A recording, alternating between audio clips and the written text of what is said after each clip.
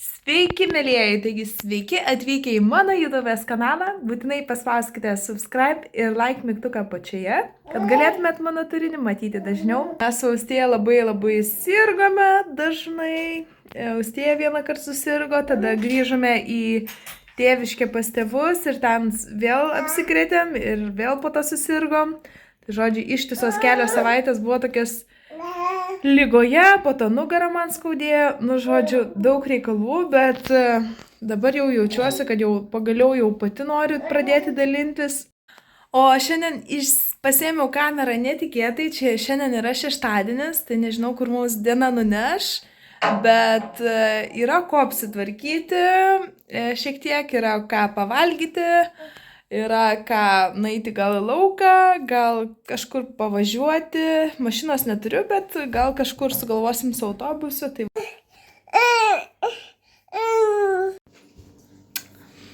ką, užkandome po bananą. Va. Nešiojasi bananą, taip. Jau labai zizliukę paliko. Seikoja mane ir verkė, tai dedu bananą. Šiek tiek matyti šalko. Taip, o mes dedam ir skalbinius į skalbyklę. Nebedaug čia telpa, bet gal dar sutilps keli. Šaunuolė, taip. Taip, čia va reikia dėti, taip.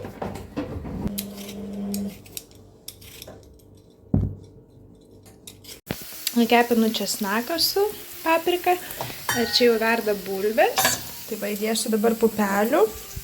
Ir šitą tokį troškinį padarysiu.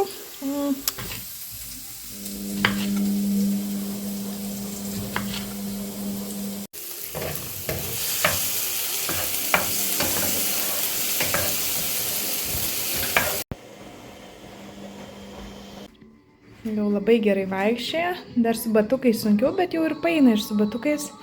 Tik kad būna dažniau, kad griūna. O vat namuose tai iš viso. Jau retai kada be pašliaužia. Na va, toks gavosi troškinukas su bulvytėm. Ir Austėjai vat į tokį guminį induką aš dedu. Jo apačia prilimpa. Va prie šito Aikijos kėdutės. Ir jinai kai prikimba ir vaikas tada netitraukia jo, neišmes visos lėkštės į apačią, nes dažnai mėgsta mėtyti. Va, Austėja jau pati valgo. Taip? Tu esi šaunuolė? Tu jau pati moki valgyti? Vau. Va, pati pasikabina su šaukštiku. Taip. Nu, tu kokia nuostabi mergytė. Protinga mergytė labai. O ką tu čia reguliuoji eismą? Ką? Austėja pavalgė. Jau pakakojo, nespėjom nueiti ant puoduko. Šiaip jinai porą kartų jau parodė, kai norėjo kakų į puoduką. Tai mes spėdavom ją nunešti, bet dabar jau vėl nebespėjom. Tėtė, baba, būčius. Tėtė, dėdė. Šiaip labai dažnai pagalvoju va šitą dalyką, kad norėčiau jums parodyti savo minimalistinę spintą, nes iš tikrųjų esu jau rodžiusi, kai buvau, nes čia atsimenu, dariau video apie savo minimalistinę spintą, bet galvoju paupdeitinsiu jūs, kaip man sekasi. Minimalizmu užsiimu jau gana senai ir visada pas manęs vyksta rotacija rūbų ir daiktų ir rūbų. Visko, ko turiu, tai tiesiog pasiemu vieną kažkokį dalyką ir jį susitvarkau, atsirūšiuoju ir taip visada pas manęs vyksta tokia kaip atsinaujinti. Tai va, tai dabar kaip pavyzdį duosiu ir pamatysite, kiek rūbų turiu ir kokių rūbų turiu. Va, gal kažkam kils motyvacija eiti minimalizmo keliu. Tai va, pirmiausia parodysiu, čia yra lentyna apatinė. Čia yra stalčiai, kaip matote, tai čia yra kojinės, trisikėliai, yra pėdkelnės, liemenėlės, yra maudymosi kostiumėliai, kaip matote, tokie visokie, dar čia reikės išdžiaustytus parsinešti, yra dar likę, bet dar nesusidėjau. tai čia dar daugiau bus jų. Tai va, pirmą lentyną įdedu visada rankšluosčius ir kaip matote, šiek tiek pamperių pasidedu, jeigu kartais austėja čia ant lovos reikėtų pervestyti. Ir kaip matote, yra dar 1, 2, 3 lentynos. Iš viso 4, tai va, šita lentyna vidurinė yra tik tai mano. Tai žodžiu, tai va, tai į vieną lentyną sutalpinu visus savo pižamas. Nešioju arba iš 2 dalių pižamas, arba vientisą, tokia kaip būna kaip maikės ilgos, tai vat jų turiu nemažai. Vien tik pižamos. Pižamų daugiausiai turiu, bet jau reikėtų ir jas atsirūšiuoti. Iš to, ką turiu, tai net ir jas reikėtų atsirūšiuoti, nes dar yra, kur skalbėsi pižamų turiu. Tai jau reikėtų ir jų šiek tiek sumažinti, nes yra per daug. Ir taip pat dar šiek tiek rūbų čia padaugės, nes yra skalbimo, ką tik išsiskalbė rūbai, tai vat, gal tiek padaugės, ta prasme, iki čia. Tai vis tiek neviršiju šitos vienos lentynos. Tai va, tai yra 2 maikutės šiuo metu, kas yra išskalbta, yra tada tokia šiltesnė maikutė, kurią dedu prie sijonų, tokia ilgom rankovėm. Tada nusipirkau naują dalyką, nusipirkau kliošinės treniginės kelnes, tai va, jos jau čia pas mane ir jas ko gero iškeisiu į šito komplektą. Turėjau tokias violetinės kelnes, bet jos jau man mažas yra. Kadangi XS nusipirkau tų kelnių, tilpau pradžioje, bet dabar jau nelabai tilpu, nes pilvas pas mane didesnis. Tai labai nepatogu būna. Tai vat nusipirkau naujas. Aišku, gal dar pasiliksiu, kad turėčiau dėl visoko pasikeitimų. Ilgas. Čia yra iš to komplekto, kurį turiu su kelniam tokio violetiniam, sportiniam. Štai naujas megztukas vėl nusipirktas. Va, prie šitų kelnių, tai va šitas megztukas ir tada dar toks juodas yra megztinis, jis jau yra šiaip toks nusidėvėjęs, tai nežinau, dar dėl jo sprendžiu ar palikti, bet gal jau reikės atsikratyti, jeigu jo nenešios, nežiūriu, užsidedu tik keletą kartų, nelabai jisai man pačiai, matote. Yra dar viena lentyna, čia pasidėjusi su keletą rūbelių, treningas yra šortai, dar biški rankšluosčių, yra šalikas šiltas, tai čia yra nešiosios pagalvė, dar bateliai iš vestuvių sesės likę. Tai va, o viskas, ką dar turiu, daugiausiai yra pas manęs pakabinta. Tai va, iki čia yra viskas vyro. Tai va, tai žodžiu, turiu megztuką tokį prie suknelių, kuris tiesiog užsisega toksai juodas. Tada turiu tokią naujausią suknelę, tokią faina žalia. Šita jau sena suknelė yra, kai buvau, nes čia buvau nusipirkusi ją. Tai nežinau, ar ją belaikysiu, reikės pasimatuoti. Čia yra darbinės dar 2 suknelės likusios, tai nežinau, ar jų irgi reikės. Dar kol kas pasilikau. Ir yra vasarinės visos suknelės, tai vat iš švenčių kažkokių, iš šiaip vasaros, tai dar kol kas jas irgi pasilieku ir turiu šiek tiek kelias strikytes, tai vasara, lietpaltis pavasariui ir dar va šitą nesu išmetus, bet jau ko gero atsikratysiu toksai ilgas šiltas kaip megztinis, tai kaip paltukas, tai jau irgi toks nusidėvėjęs. Tai va, iš batų turiu šituos, šitie yra būtent pavasariniai arba rudeniniai. Jie turi šiek tiek mažą kailiuką, bet labai tokį mažą ir juos va nešioju, kai šlapia būna labai patogu. Dar va įsigijau irgi naujus batus iš 4F, labai mėgstu rūbus pirkti, tai va kėdukus tiesiog sportui įsigijau, atsinaujinau. Tada turiu tokius šiltesnius žiemenius kažkur haikinti, vaikščioti. Ir vakarykštis pirkinys, taip pat įsigijau prie tų kelnių, kurias rodžiau, treninginės šiltas. Įsigijau dar tokius aulinukus. Va. Štai Catwalk vadinasi, čia iš Deichmano, man atrodo, pirkau. Tai va tokie aulinukai, tai bus ir prie suknelių, ir prie visko tokie žieminiai batukai su paaukštintu kulniu. Tada norėjau parodyti striukes. Vieną naują irgi liemenę nusipirkusi, kurią dažnai vaikščiojau pastaruosiam dienom, bet dabar jau, kadangi jau šalčiau yra, tai ko gero ją jau reikės po truputį jau slėpti ir padėti pavasariui, bet labai geras dalykas, labai rekomenduoju įsigyti liemenę, jeigu neturite, labai nėra per karštą vaikščioti su ją. Jeigu kažkur iš mašinos į mašiną lipate ar šiaip vaikščioti patogu. Ir va, turiu dar vieną tokią striukę. Į ją nešiau per nėštumą. Buvau nusipirkus iš Mohito dar didesnį dydį, 40. Tai jisai gan didelis, bet sunešiosiu, nes labai, labai gera striukė. Kokybiška.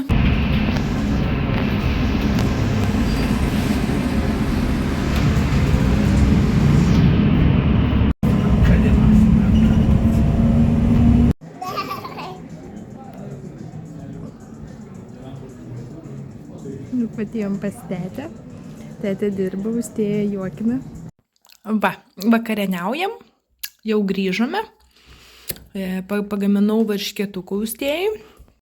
Labas rytas. Taigi šiandien yra pirmadienis. Ir galvoju padarysiu keletą dienų iš eilės video, nes pati kartais žiūriu tokius vlogerius, kur padaro keletą dienų iš eilės ir iš tikrųjų įdomu, ką jie veikia per kelias dienas. Tai va, dabar eisime pavalgyti, tėtis išvirs košės, reikia šuniuką išvesti į lauką, dabar jau labai labai šalta iš tikrųjų yra lauke, tai nežinau, net nesinori eiti. Daro pas tėtį, tėtis prausėsi, Austėja ką daro? Stovi? Vėžliuką turi. Taip, vėžliuką turi. O, įdėjau skalbti guolį Frėjos, jau buvo labai murznas. Išprausti taip guolį. Prausėsi guolis.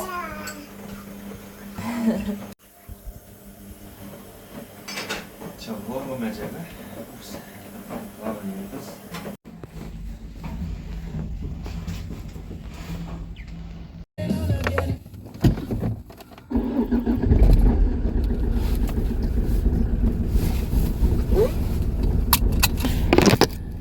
Laipsnių.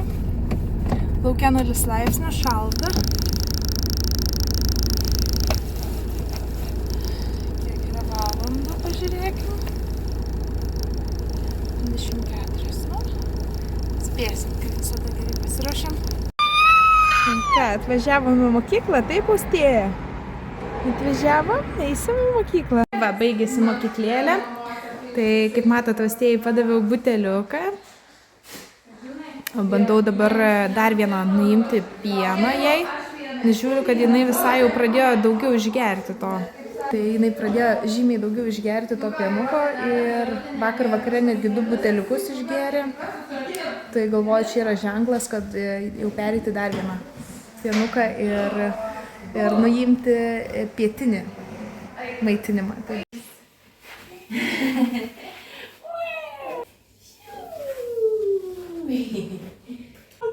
Šilnuolė.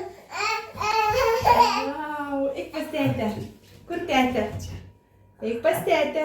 Šilnuolė, beždžionytė maža. Va.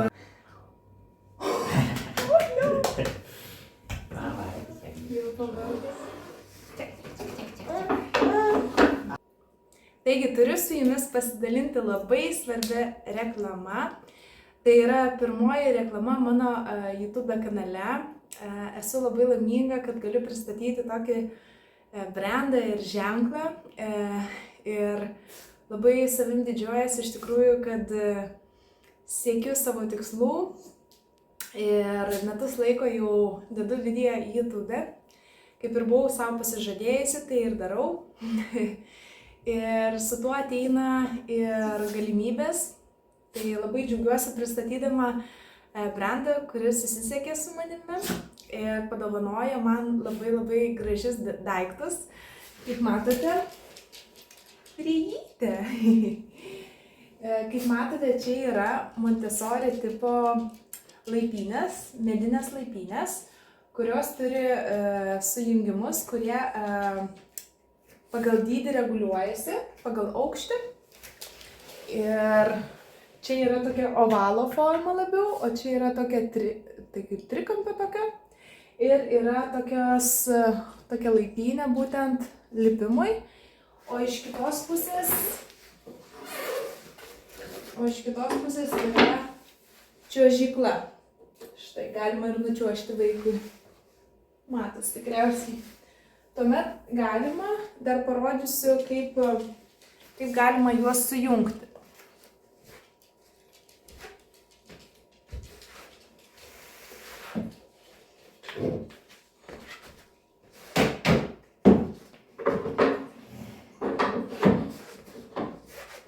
Štai taip paprastai susijungia ir galima laipioti, lipti per tiltuką, jisai užsifiksuoja, viskas labai tvirtai laikosi. Tai šitie visi daiktai reguliuojasi ir gali pavirsti į pagal vaiko poreikius. Tai pavyzdžiui, mano austėja dabar yra 12 mėnesių, tai jinai, aišku, mes gavom nesenai šitą daiktą, tai dar nespėjom priprasti, bet pagal jos poreikius tokio aukščio gal net žemiau reikės padaryti, kad jinai vaikštinėtų, bet pagal vaiko poreikius augant galima vis aukščiau, vis stačiau padaryti, kad vaikui būtų kuo įdomiau tai daryti. Tai va. Ir iš šitų laipynių galima iš tikrųjų pasidaryti ir tokius kaip namelius, kur galima gulėti čia, pasidėti pledukus. Yra pas jų, man atrodo, puslapyje vėliau bus ir storesnės detalės, kur galima gulėti vaikui. Tai būtinai nuorodą paliksiu apačioje šio video aprašyme ir galėsite pažiūrėti šių produktų, kokių produktų jie jau turi. Ši įmonė, kiek suprantu, yra labai nauja ir jauna, bet ne veltui tokius daiktus ir dalykus pritraukiu, nes pati labai domiuosi Montessori, pati turiu ir lovytę Montessori tipo, kur vaikas pats galėtų išlipti iš jos, ir domiuosi šią tematiką dėl to, kad manau, kad labai svarbu vaikui yra tobulėti. Aš pati kaip mama ieškau geriausio dalyko savo vaikui. Na, žinote, kai augau pati savo vaikystėje, galbūt nebuvo tiek galimybių ir dalykų. Na, aišku, tu išeini į lauką ir visa kita, bet kol esi mažas dar kūdikis, per daug neini tą lauką, dar negali tiek tyrinėti to pasaulio, bet tikrai norisi tą daryti. Tai vat, namuose turėti tokius daiktus, kurie suteikia tą lauko prasmę ir dalyką ir mokina tave koordinacijos ir tokio lavinimo judesio dalyko, tai yra labai, labai reikalinga. Vėliau galima iš karto jų visų detalių nepirkti, tarkim, įsigyti trikampį arba įsigyti tą falų, arba galima ir visus iš karto įsigyti, to tiltelio, kol pradžiai neimti. Po to jau tos detalės dar gali būti dapildomos. Šitas trikampis iš viso gali virsti vėliau sienele. Žinote, kaip mokyklose, kad būdavo senais laikais padarytas užlipti ir daryti tuos pilvo preso pratimus, pristraukimus. Tai tą sienelę pasidaryti iš va šitų. Tai gaunas 3 tokie ir dar tas toks įsitvirtino. Galima fantazijų pasaulį pasidaryti su šitais dalykais, mediniais judėjimo įrankiais. Tai va, tai esu labai labai dėkinga už šitos daiktus, nes žinau, kad austėja kai pripras, kai išmoks, bus nesustabdoma, labai gerai lygsvarą išlaikys, labai gerai judės ir viso šito dėka, dėl to, kad turime šitą įnagį namuose, žaidimo aikštelę mažą.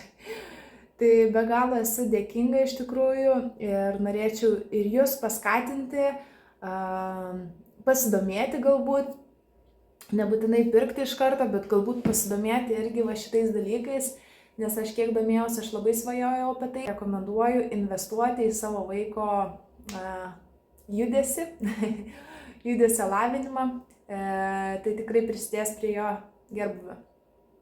Tai va, ir šiaip labai gera, gal netgi kalėdų dovana būtų padovanoti savo namams arba tie, kurie nori padovanoti, artimieji nori padovanoti kažką gimtadienio progą.